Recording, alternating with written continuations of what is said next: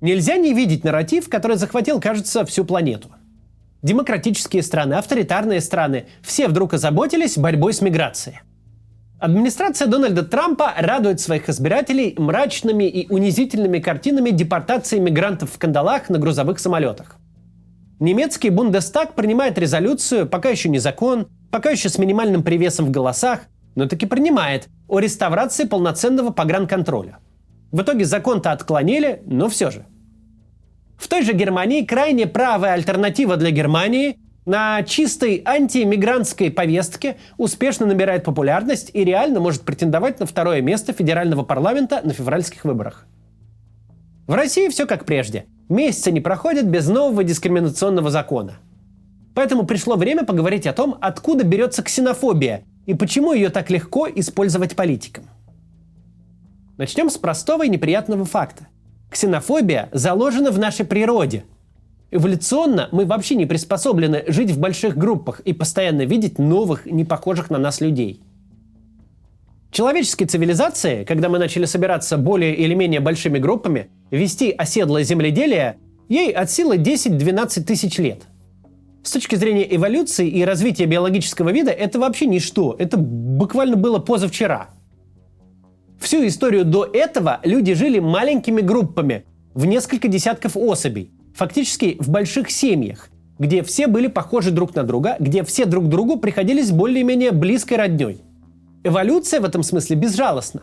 Кроманьонец, который встретил непохожего чужака и попытался заключить его в крепкие объятия, вместо того, чтобы немедленно метнуть в его копье, не дал потомства. В современной же городской цивилизации мы живем среди незнакомцев. Белых, черных, высоких, низких, худых, полных, с таким или сяким разрезом глаз. Люди вокруг говорят на разных языках с разными акцентами. И все это, по идее, человеческой природе чуждо. Эволюция готовила нас к другому. Не узнаешь лицо? Кидай копье, а уже потом задавай вопросы и разбирайся. Мы недооцениваем один простой факт. Под очень тонким слоем цивилизации, который мы с большим усилием на себя наносим, через воспитание, образование, позитивный социальный опыт, под ним находится чрезвычайно агрессивный примат, который заточен защищать своих и убивать всех, кто не свои. Когда мы ужасаемся тому, как люди дичают на войне, как вчерашние продавцы оргтехники превращаются в монстров, для которых не проблема запытать пленного или убить гражданского, не надо забывать, что одичание, если социальная среда к нему подталкивает, для человека гораздо более естественное явление, чем гуманизация. Прийти к чужакам, убить всех мужчин, изнасиловать всех женщин, забрать всю еду – это гораздо более естественное человеческое занятие, чем ролики на YouTube снимать. Ксенофобия, разделение мира на своих и чужих – это природа человека.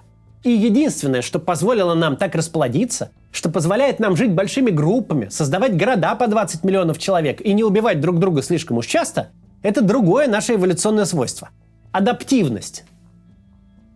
Мы можем питаться чем угодно и жить повсюду, при температуре от минус 50 до плюс 40, при любой влажности, хоть в тропиках, хоть в пустыне. А еще мы можем вести себя как угодно, подстраиваться под любой социальный порядок. Когда социальный порядок говорит нам: если ты будешь плохо относиться к чужакам, людям другого цвета, языка, культуры, религии, ориентации, мы будем считать тебя плохим человеком, если проявление ксенофобии нарушает местные обычаи, то такие проявления удивительно легко подавляются. Но едва только социальное давление снижается, едва только появляются силы, которые убеждают нас, что чужаки – это враги, такой лозунг ложится на прекрасно удобренную природой почву. Политика на ксенофобии – это эксплуатация базовых, реально существующих, но худших человеческих черт. Теперь, когда мы с этим разобрались, перейдем к самому интересному – к псевдорациональным аргументам, которые используют такого рода политики и политтехнологи. И начнем, конечно, с экономических аргументов. Ведь мигранты отбирают рабочие места у местных, требуют пособия и вообще мешают тут нам и нагрузку создают на нашу экономику, чем делают нас беднее.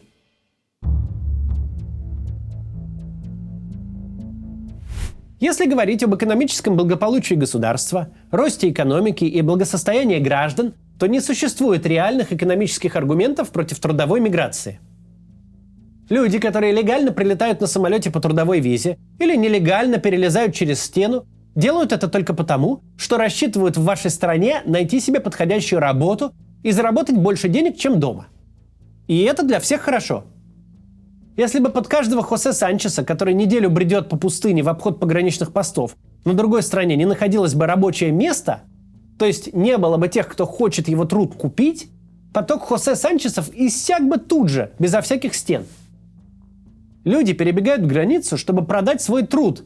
Если бы их труд никто не покупал, то нелегальных мигрантов было бы столько же, сколько экспортеров бананов в Эквадор. Дисбаланс стоимости труда, который делает миграцию привлекательной, возникает по массе причин. От локальных требований к пенсионным и страховым выплатам за найм местных жителей до чрезмерной образованности этих местных жителей и их нежелания работать на малоквалифицированной работе за небольшую зарплату. Если труд мигрантов покупают, то труд этот нужен. Он приносит благо.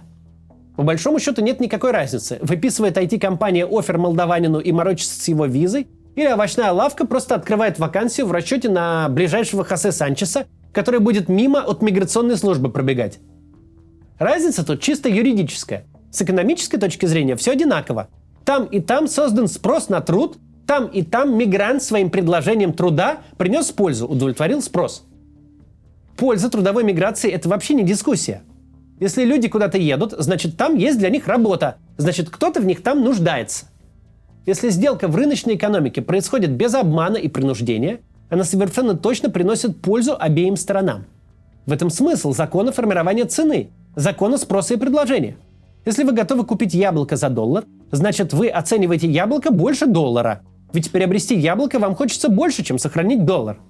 Вы отдаете меньшую ценность, а приобретаете большую. Продавцу же кажется, что взять с вас $1 лучше, чем сохранить яблоко. Он тоже от этой сделки приобретает большую ценность. Цена в $1 за яблоко сформировалась как раз в точке пересечения, где и продавец, и покупатель сочли, что приобретут больше, чем потеряют, где оба разойдутся в плюсе. Государству в этот процесс вмешиваться не надо. То же самое и с рынком труда. Если в США существует работодатель, который нанимает Хосе Санчеса за $8 в час, значит он считает, что Хосе принесет ему пользу больше, чем на $8. Если бы работодатель так не считал, то просто сохранил бы свои $8, а Хосе остался бы на родине. Оставаясь в рамках экономических аргументов, ни в каком похмельном бреду нельзя считать рациональным решение потратить очень много бюджетных денег на то, чтобы государственные служащие гонялись за работниками, пихали их в самолеты и депортировали за государственный счет на родину. Тысячи, а учитывая эффективность больших государств, скорее десятки тысяч долларов будут потрачены на то, чтобы в экономике стало на одного работника меньше. И меньше на одного потребителя. Ведь в момент, когда работника скрутит полиция, он не только перестанет таскать коробки за $8 в час, он еще и не пойдет вечером за буррито, не заплатит за комнату в общаге, не купит новые штаны. Своим антимигрантским рейдом вы всем сделали хуже. Складу, на котором он таскал коробки, киоску с буррито, хозяину комнаты, продавцу штанов. Сделали хуже налогоплательщикам, ведь куча здоровых взрослых мужиков вместо того, чтобы приносить пользу, например, тоже таскать коробки, тащили этого несчастного от склада до самолета за счет налогоплательщиков. Вмешательство государства в экономику в этом вопросе крайне вредно для всех сторон, если мы говорим только об экономике. Неэкономических аргументов может быть много, протекционизм, например, но такая политика всегда делает людей беднее. Хороший пример – такси. Водить машину по городу сегодня крайне низкоквалифицированная работа, не требующая практически никаких специальных навыков, даже знания языка. Если вы развитое государство с высоким средним уровнем жизни и доходов, вы никак не будете мешать иностранцам водить у вас такси. Ведь его стоимость так будет гораздо меньше. Потому что люди приедут из соседних стран, где зарплаты ниже, и будут брать с ваших граждан не $22 за час работы, как привыкли местные таксисты, а 10. Ваши граждане получат ту же услугу намного дешевле. У них останется больше денег на другие траты. Это сделает их чуть-чуть богаче. И да, про протекционизм. Вы, конечно, можете защитить ваших родных коренных таксистов, знающих каждый переулок, и не пустить на их рабочие места мигрантов с навигаторами, запретить Uber и другие приложения, и они будут этому очень рады, ваши коренные водители. Вот только платить за это все придется вашим гражданам. Вечеринка не будет бесплатной, подорожает проезд на такси. И не только он. В США и других развитых странах неоднократно проводили всеобщую мигрантскую амнистию. Брали всех мигрантов, находящихся на территории страны, и просто объявляли их легальными. Делали это не по доброте душевной, а просто потому, что экономически это очень выгодно. Вместо того, чтобы сначала ловить, потом содержать в тюрьме, потом отправлять водителя такси обратно в Колумбию на государственном самолете, вы просто выдаете ему документ с правом на работу, а ваши граждане и дальше платят меньше за такси. Бывают еще и такие экономики, которым выгодно мигрантов не просто принимать, но еще и учить как минимум языку или платить пособие, чтобы они нашли себе подходящую работу. Делается это тоже не по доброте душевной.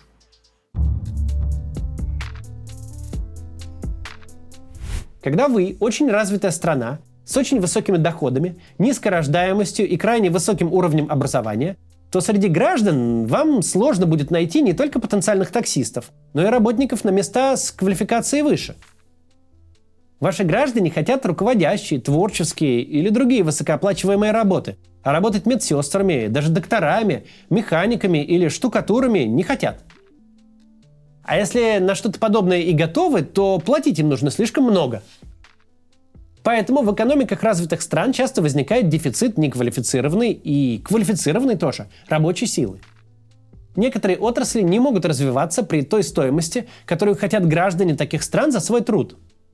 В таком случае, приехавший, например, из Украины в качестве беженца врач-анестезиолог – это просто клад. Да, он не знает ваш язык, например, немецкий, и в ближайшее время выйти в больницу на работу не сможет. Но вы сейчас вложите в него некоторое количество денег, будете платить пособие года 2, он выучит язык, сдаст экзамен, и вы получите опытного врача-анестезиолога. Чтобы сделать опытного анестезиолога из вашего гражданина, вам нужно было бы платить за его школьное образование, ясли, детский сад, университет, социальные выплаты его родителям делать, охранять его, потом он должен был бы проходить интернатуру, быть молодым врачом, нарабатывать опыт, совершая ошибки. Вы готовили бы его лет 30. А тут за 2-3 года и за сумму раз в 50, если не в сотни раз меньшую, вы получили готового врача, который будет лечить людей и платить у вас налоги. Это намного лучше, чем отправить его работать таксистом. Поэтому делаются программы интеграции приезжающих мигрантов и беженцев. Я уж не говорю, что это намного лучше, чем отправить его домой. Да, тут не достичь идеальной эффективности. Кому-то вы будете год-два платить пособие, он выучит немецкий на ваши деньги, а потом уедет к себе домой. Но положительный эффект от одного анестезиолога, программиста или инженера, который у вас все же останется, перевесит вам десятки тех, кто уехал или вписаться в вашу экономику не смог. Одними только налогами оставшиеся компенсируют ваши затраты. Развитым экономикам с проблемой дефицита кадров иногда выгодно даже просто случайных людей принять, не только анестезиологов, помочь им устроиться, интегрироваться и выйти на рынок труда. Кто-то из них пойдет работать курьерами и садовниками, механиками и разнорабочими.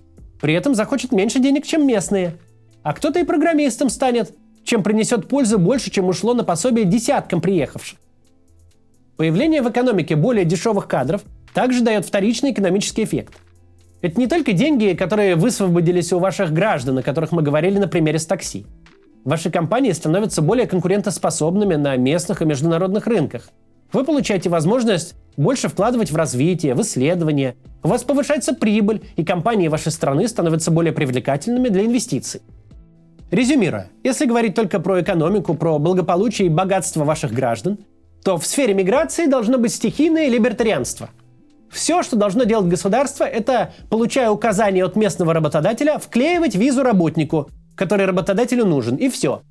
Процедура должна быть максимально простой и прозрачной, а посольства должны приветствовать миграцию и регулярно проводить ярмарку вакансий на своей территории, чтобы работодатели могли вакансии размещать, а работники прямо в посольстве выбирать там себе работу, там же вклеивать визу и завтра же ехать. Правила легальной трудовой миграции надо максимально упрощать, чтобы нелегальной миграции у вас не было вовсе. Это если мы хотим, чтобы наши граждане богаче были. Но экономические аргументы на самом деле никогда не главный инструмент тех, кто занимается запугиванием. Главный их аргумент – чужаки, преступники. Они для нас опасны. Они нас грабят, убивают и насилуют.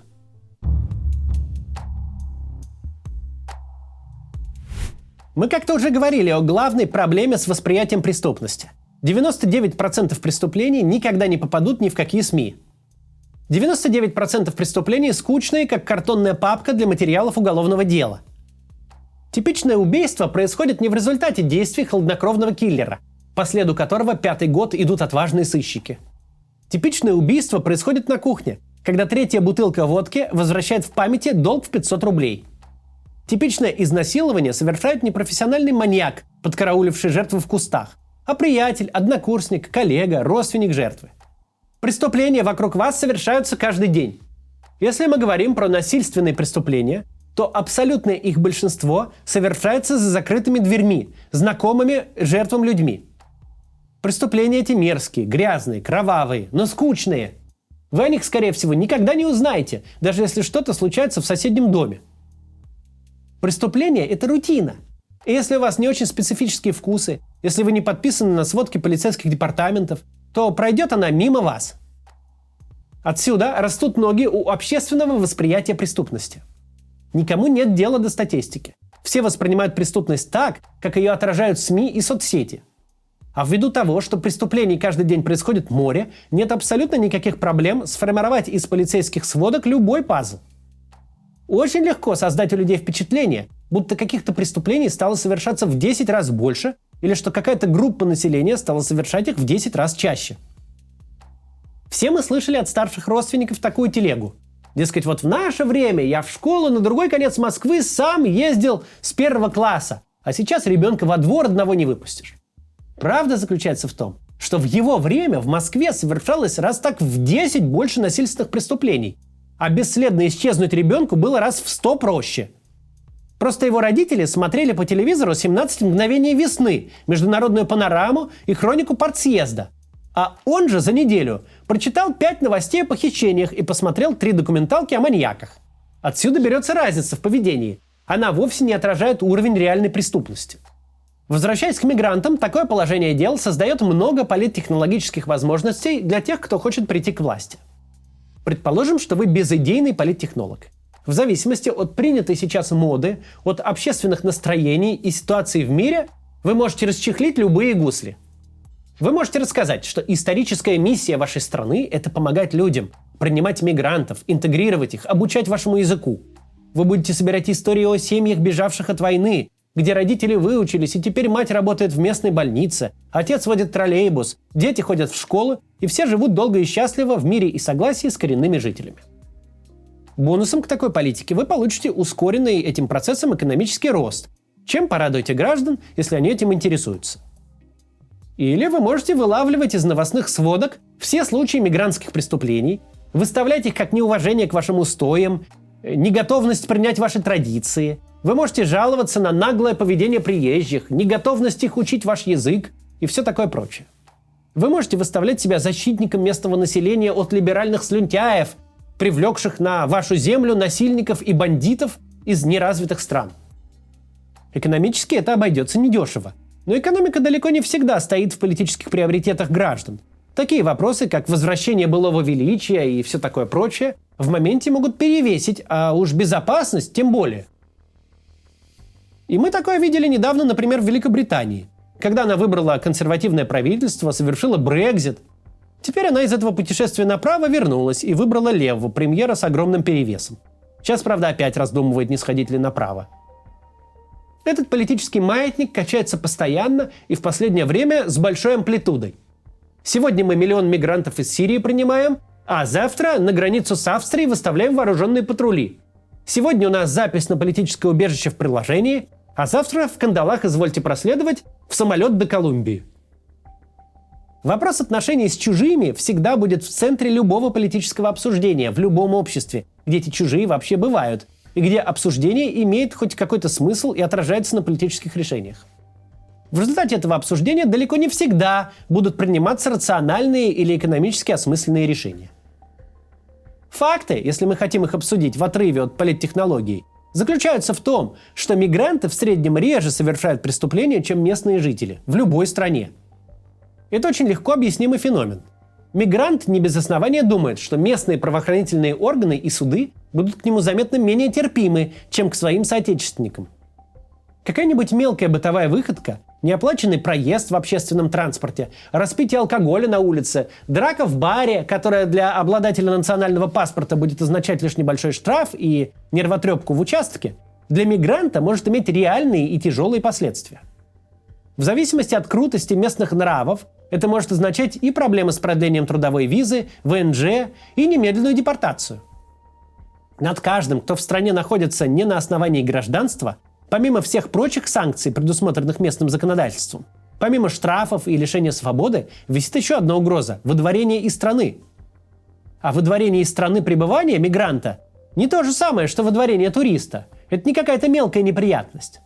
В стране пребывания у него как минимум есть работа, может быть семья, собственность и вообще жизнь. Может, он вообще много лет или десятилетий тут живет.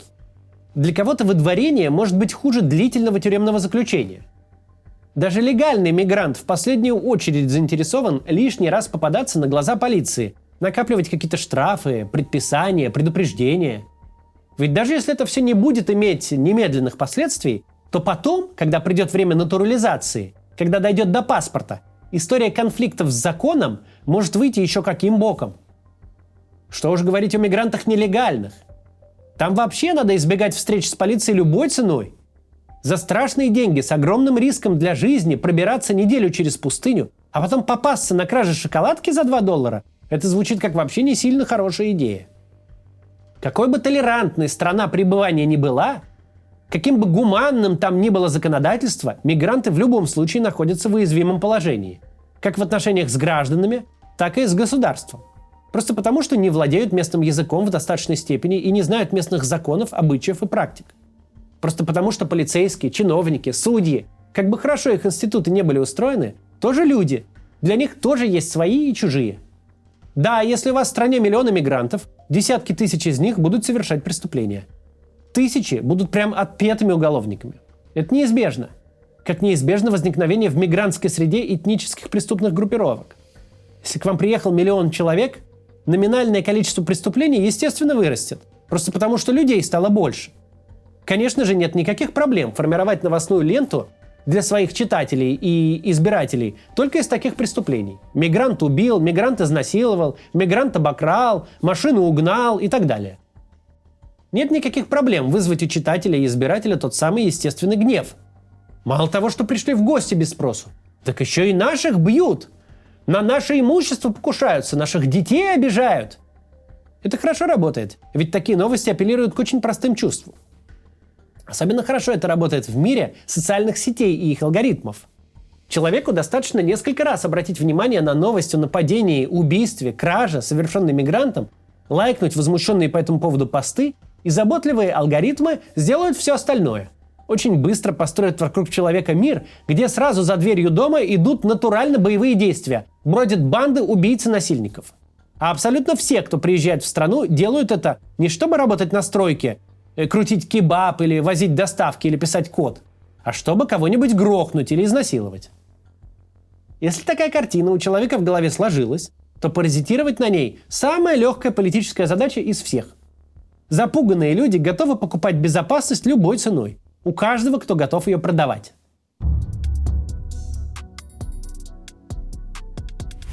Правда заключается в том, что это политтехнологические манипуляции. Да, если у вас есть 1 миллион мигрантов, то нет проблемы каждый день выхватывать из полицейских сводок по ужасному преступлению, совершенному кем-то из них. А с другой стороны, не выхватывать из тех же самых сводок преступления, совершенные гражданами, на 1 миллион которых приходится гораздо больше преступлений, чем на 1 миллион мигрантов. Создание у граждан убежденности, будто мигранты – источник всех на свете преступлений – это манипулятивная политическая технология, цель которой – превратить худшие человеческие черты в голоса на выборах. И практика такая, помимо всего прочего, еще и очень дорого обходится обществу. Чем хуже вы с людьми обращаетесь, тем активнее выдавливаете их в серую зону. Если люди знают, что на кухне ресторана и на складе их ничего, кроме рейда полиции, не ждет, то с большей охотой они пойдут наркотики расфасовывать. С большей охотой забьются туда, куда государство не дотянется. Задача государства не от большой гуманности, а просто чтобы предотвратить хаос, изо всех сил затягивать всех, кто живет в пределах его границ, в свои официальные институты. Чтобы 2 держателя автосервисов шли за разрешением своего спора в суд, а не к местному дону Пабло. В интересах государства как можно быстрее дать всем людям на своей территории какой-то легальный статус. Ведь статус этот не привилегия, а способ контроля государства над теми, кто в стране живет. Если государство от этого контроля отказывается, превентивно объявляя людей вне закона, когда они еще ничего, кроме правил въезда, не нарушили, то именно вне закона они и будут жить. Объявляя приехавших к вам людей преступниками, вы делаете их преступниками. А лишая доступа к законным инструментам решения проблем, вы толкаете людей к незаконным. Вот такой вот парадокс. Безусловно, государство должно контролировать миграцию и вообще понимать, что за люди к нему приезжают. Контроль и защита границы – базовая функция государства. Но правда заключается в том, что агрессивная антимигрантская политика этой государственной функции не помогает, а препятствует. Политики, приходящие к власти, удерживающие власть на ксенофобной риторике под лозунгом укрепления безопасности, делают жизнь более опасной не только для тех несчастных, кто объявлен врагами государства. Они делают жизнь беднее и опаснее для всех.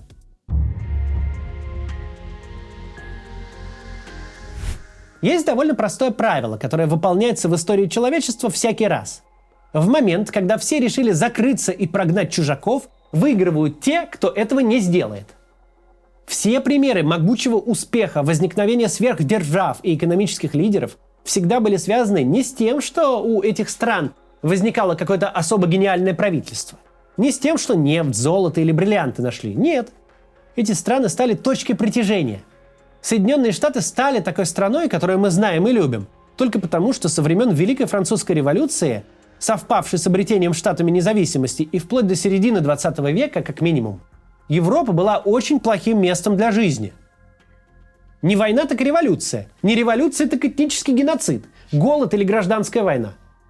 Каждый раз, каждая кровавая заваруха привлекала новую волну ирландцев, немцев, евреев, итальянцев, поляков, русских в ту самую Америку.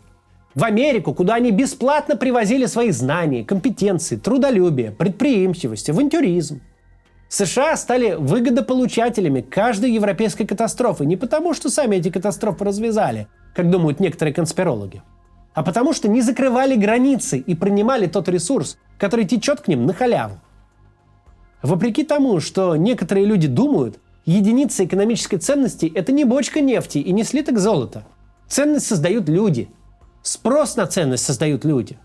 Все остальное, любые физические активы – это просто средство, расходник для труда и потребления людей. Не в первый раз мировой консенсус близок к идее позакрывать для всех границы и жить только своими проблемами. Будем надеяться, что в этот раз, как два предыдущих, он не разрешится мировой войной. Тем не менее, от консенсуса этого выиграют не те, кто стену повыше построит, а те, кто станет привлекательным от этого консенсуса спасением. Великими станут те страны, куда все поедут, а не те, кто успешнее всех прогонит. До завтра.